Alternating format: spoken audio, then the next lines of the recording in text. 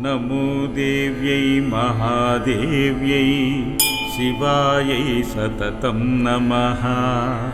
नमः प्रकृत्यै भद्रायै नियताः प्रणताः स्मताम्।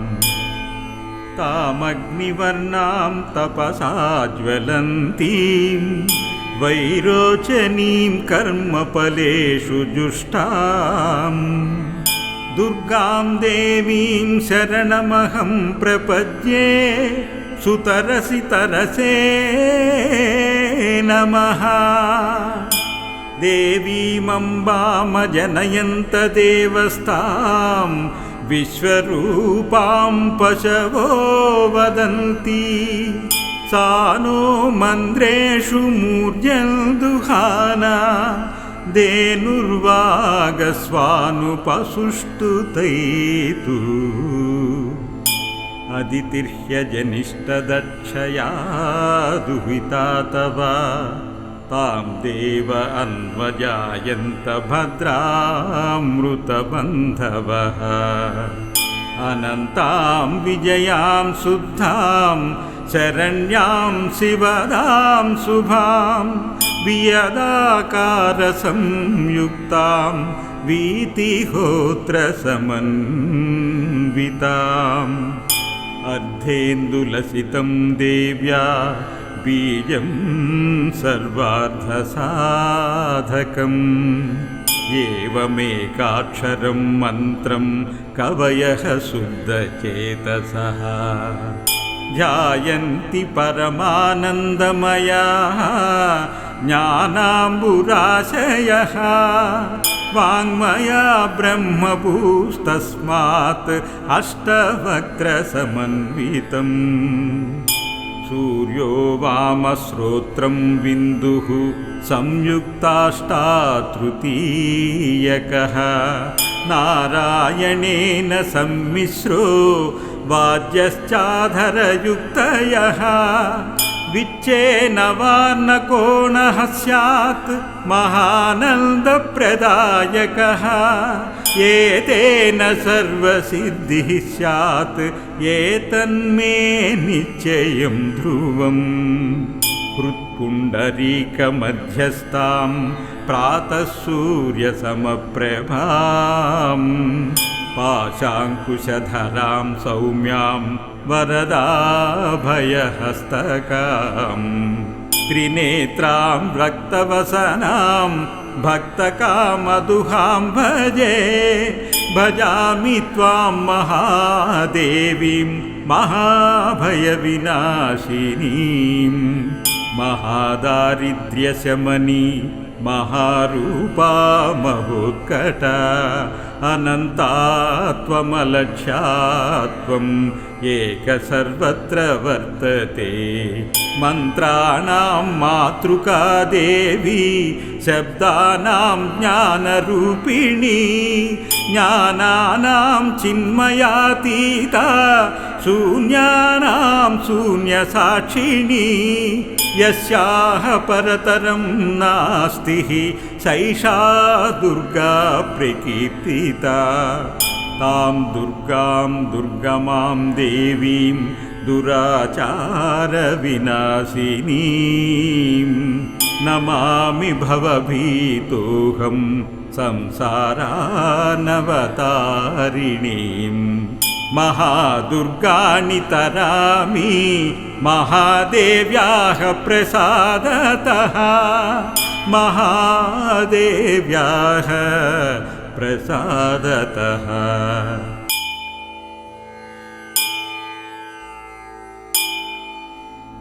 नमो देव्यै महादेव्यै शिवायै सततं नमः। नमः प्रकृत्यै भद्रायै नियताः प्रणताः स्मताम्। तामग्निवर्णां तपसा ज्वलन्तीं वैरोचनीं कर्मफलेषु जुष्टाम्। दुर्गां देवीं शरणमहं प्रपद्ये।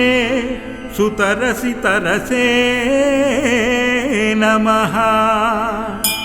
देवीमम्बामजनयन्त देवस्तां विश्वरूपां पशवो वदन्ति सा नो मन्द्रेषु मूर्जन्दुहाना धेनुर्वागस्वानुपसुष्टुतैतु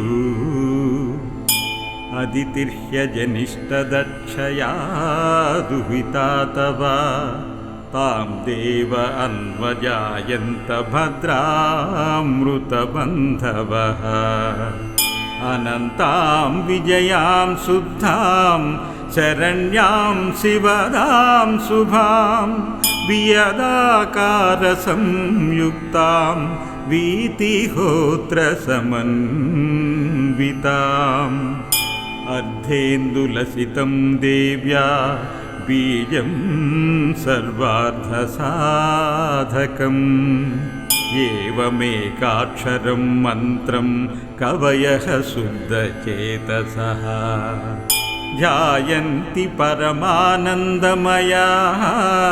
ज्ञानाम्बुराशयः वाङ्मया ब्रह्मभूस्तस्मात् अष्टवक्त्रसमन्वितम् सूर्यो वामश्रोत्रं बिन्दुः संयुक्ताष्टातृतीयकः नारायणेन सम्मिश्रो वाद्यश्चाधरयुक्तयः विच्छेनवान्नकोणः स्यात् महानन्दप्रदायकः एतेन सर्वसिद्धिः स्यात् एतन्मे निश्चयं ध्रुवम् हृत्पुण्डरीकमध्यस्थां प्रातः सूर्यसमप्रभां पाशाङ्कुशधरां सौम्यां वरदाभयहस्तकां त्रिनेत्रां रक्तवसनां भक्तकामदुहां भजामि त्वां महादेवीं महाभयविनाशिनीं महादारिद्र्यशमनी महारूपा महोत्कटा अनन्ता त्वमलक्ष्या त्वम् एक सर्वत्र वर्तते मन्त्राणां मातृका देवी शब्दानां ज्ञानरूपिणी ज्ञानानां चिन्मयातीता शून्यानां शून्यसाक्षिणी यस्याः परतरं नास्ति सैषा दुर्गा प्रकीर्तिता तां दुर्गां दुर्गमां देवीं दुराचारविनाशिनीं नमामि भवभीतोऽहं संसारानवतारिणीं महादुर्गाणि तरामि महादेव्याः प्रसादतः महादेव्याः प्रसादतः।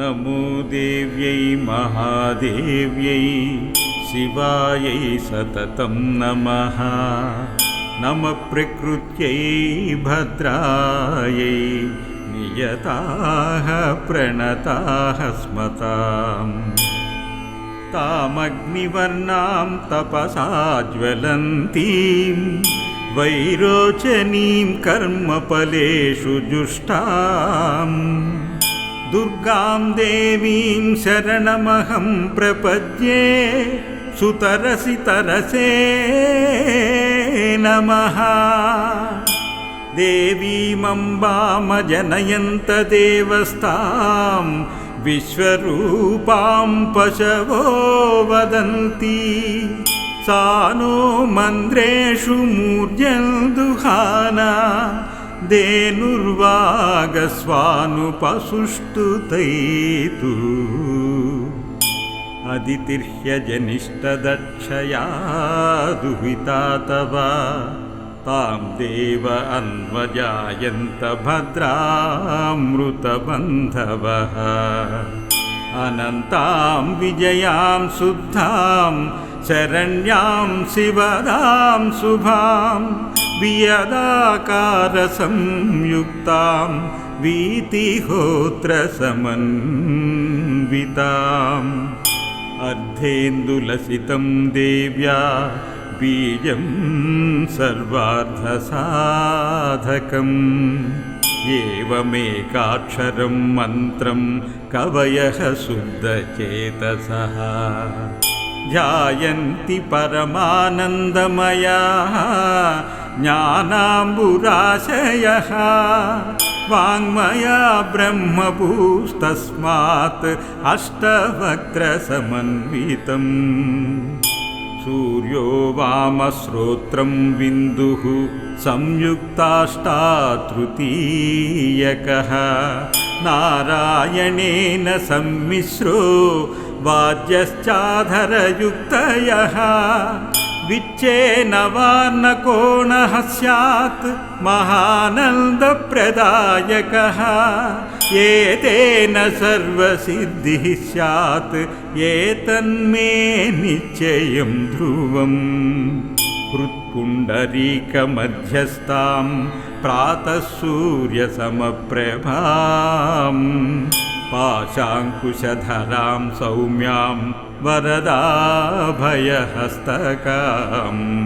त्रिनेत्रां रक्तवसनां भक्तकामदुहां भजामि त्वां महादेवीं महाभयविनाशिनीं महादारिद्र्यशमनी महारूपा महोत्कटा अनन्ता त्वमलक्ष्या त्वम् एक सर्वत्र वर्तते मन्त्राणां मातृका देवी शब्दानां ज्ञानरूपिणी ज्ञानानां चिन्मयातीता शून्यानां शून्यसाक्षिणी यस्याः परतरं नास्ति सैषा दुर्गा प्रकीर्तिता तां दुर्गां दुर्गमां देवीं दुराचारविनाशिनीं नमामि भवभीतोऽहं संसारानवतारिणीं महादुर्गाणि तरामि महादेव्याः प्रसादतः महादेव्याः प्रसादतः।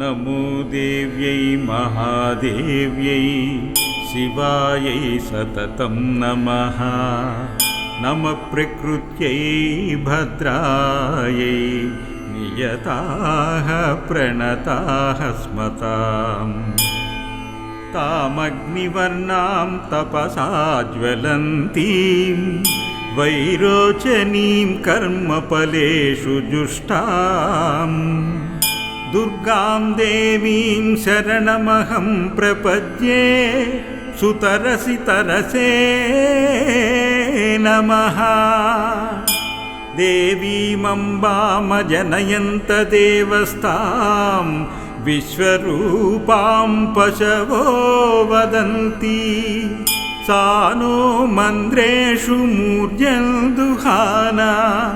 धेनुर्वागस्वानुपसुष्टुतैतु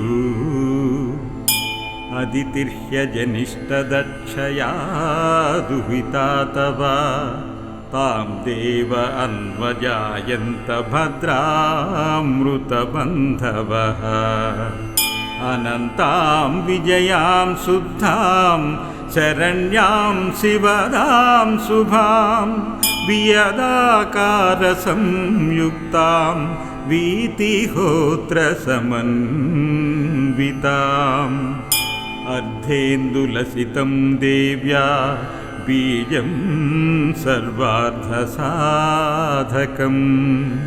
एवमेकाक्षरं मन्त्रं कवयः शुद्धचेतसः ध्यायन्ति परमानन्दमयाः ज्ञानाम्बुराशयः वाङ्मया ब्रह्मभूस्तस्मात् अष्टवक्त्रसमन्वितम् सूर्यो वामश्रोत्रं बिन्दुः संयुक्ताष्टातृतीयकः नारायणेन सम्मिश्रो वाद्यश्चाधरयुक्तयः विच्चेन वार्णकोणः स्यात् महानन्दप्रदायकः एतेन सर्वसिद्धिः स्यात् एतन्मे निश्चयं ध्रुवम् हृत्पुण्डरीकमध्यस्थां प्रातः सूर्यसमप्रभां